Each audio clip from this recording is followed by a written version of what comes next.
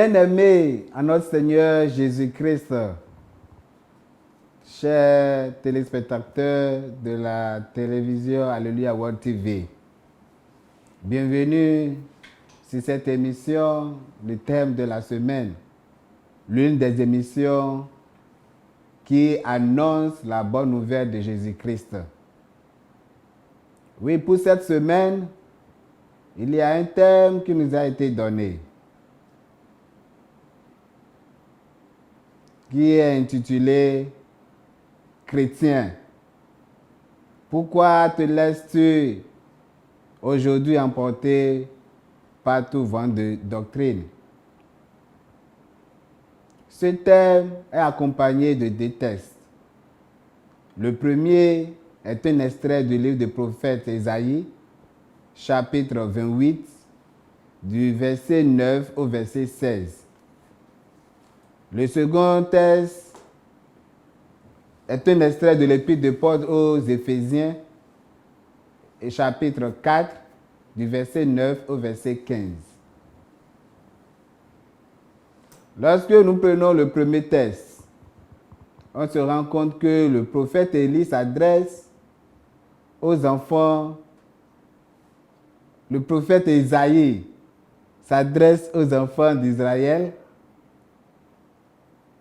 qui trouvent qu'ils sont déjà dépassés par son discours, à qui Ésaïe va parler. Sont-ils des enfants qui venaient d'être sevrés? Mais ils trouvent que la parole de l'Éternel sera précepte sur précepte, règle sur règle, un peu ici, un peu là. Le prophète Ésaïe les a avertis de revenir à la parole de l'Éternel, de quitter leur voie, parce qu'ils ont fait alliance, se dit avoir fait alliance avec la mort et un pacte avec le séjour de mort pour pouvoir éviter, pour être épargné contre tout fléau. Il prend la peine pour finir, pour dire que l'Éternel a mis une pierre précieuse, une pierre éprouvée, et quiconque s'appuyant sur cette pierre ne sera pas ébranlé. Dans le deuxième texte,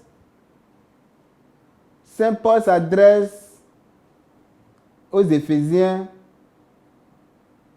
en leur rappelant que Jésus-Christ est le seul qui est monté au-dessus de tous les cieux et d'abord est descendu des régions inférieures de la terre jusqu'aux des cieux, au-delà des cieux. Il va dire que c'est Jésus qui a donné, qui a fait de chacun des apôtres, d'autres des prédicateurs, des docteurs, pour que tout cela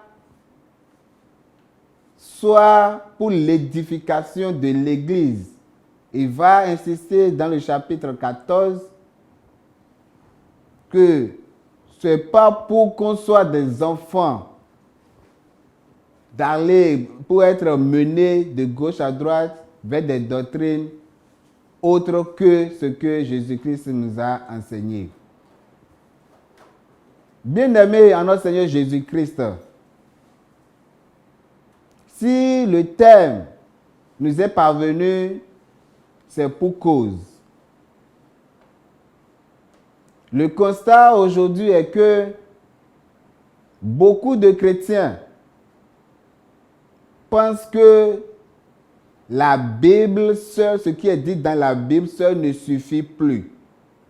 Qu'il faut aller faire des recherches, aller s'abonner à des philosophies mondaines, écouter des doctrines qui ne sont pas de cette Église.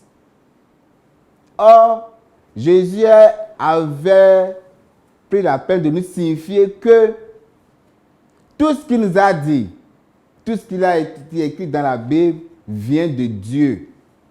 Et que ce que Dieu dit, c'est pour la vie éternelle. Mais aujourd'hui, beaucoup de chrétiens trouvent que cela ne suffit plus, puis qu'il faut qu'eux-mêmes, ils s'ajoutent les leurs. Ils ajoutent les leurs. Il faut que, d'après leurs recherches, ils amènent de plus pour combler, soi-disant, ces vides dans la Bible. C'est d'autant un problème, ça devient un problème pour l'Église parce que la mission première de l'Église, celle de racheter, de ramener les âmes vers Jésus-Christ, se trouve délaissée. Parce que, en fait, ces âmes qui devaient être sauvées sont confuses et finalement sont perdues. Ces hyper connaisseurs qui tirent, qui piochent de gauche à droite dans des connaissances d'ici et d'ailleurs, de d'autres doctrines, et qui viennent copier cela dans l'Église, sème une confusion totale. C'est pourquoi l'Église a pensé que c'est vraiment un problème aujourd'hui qu'il faut éradier, il faut corriger. Et pour ce faire, le premier texte, le prophète Ésaïe a pris la peine d'avertir ceux-là qui s'ajoutent des connaissances, ceux-là qui vont au-delà de la parole de l'Éternel, de la ligne que Dieu a donnée, que ceux-là vont échouer. Ils vont tomber dans leur propre piège. Et Saint Paul va plus loin pour nous dire, oui, nous avons le don de prédication, nous avons le don de prophétie, nous avons le don de secourir, il a cité tous ces dons qu'il a rappelés dans 1 Corinthiens 12, verset 28.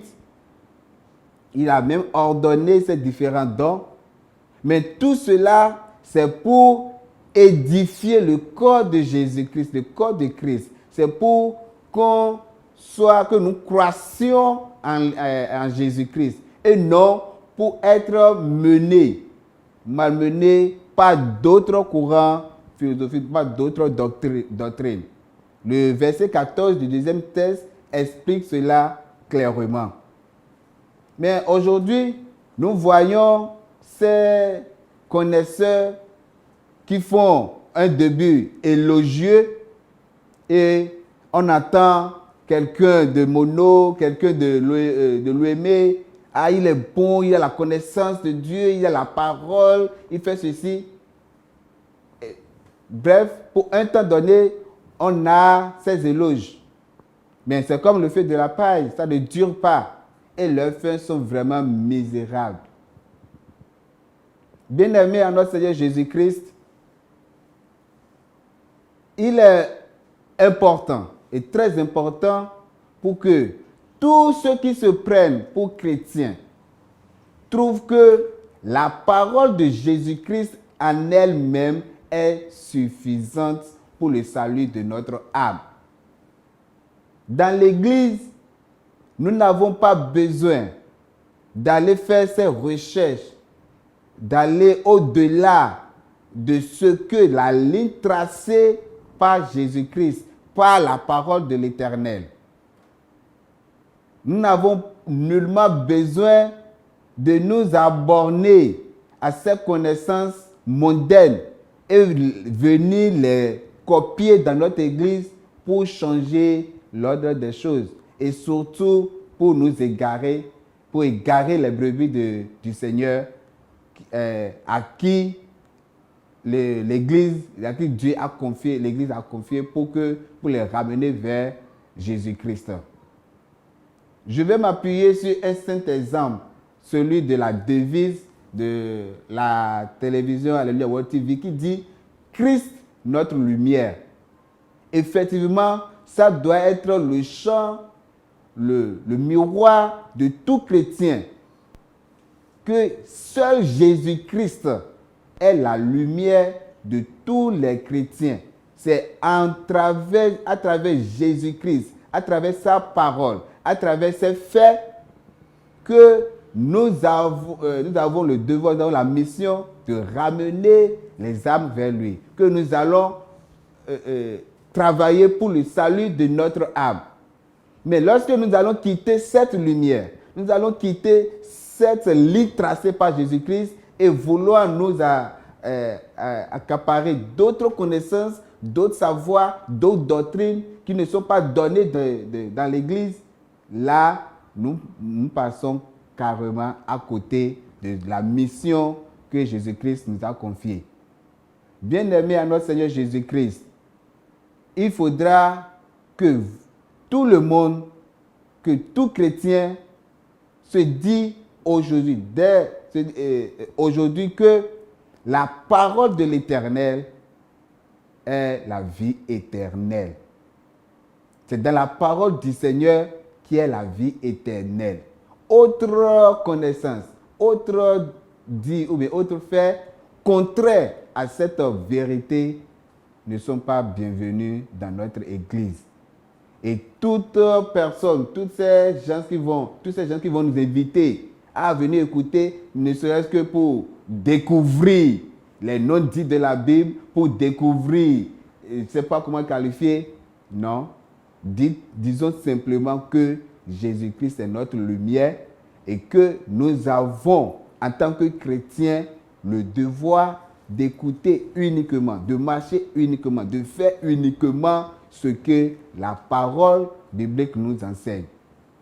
Et Dieu qui est la lumière, Dieu qui est la parole, qui nous illumine, qui nous vivifie, qui soit avec nous, qui nous illumine pour qu'on sache la différence lorsque ces occasions vont se présenter, alors que ces invitations, ces sollicitations vont se présenter à nous, qu'on soit en mesure de défendre notre Église, de dire que oui, ici, dans notre Église, en Jésus-Christ, tout est déjà accompli, tout est fait. Il y a des lignes qui sont tracées, il y a des directives qui nous sont données et que, à travers ces directives, nous sommes amenés maintenant à convertir les âmes, à ramener ces âmes vers Jésus-Christ au lieu de nous perdre et aller vers ces connaissances, ces doctrines autres que ce que l'Église nous a confié.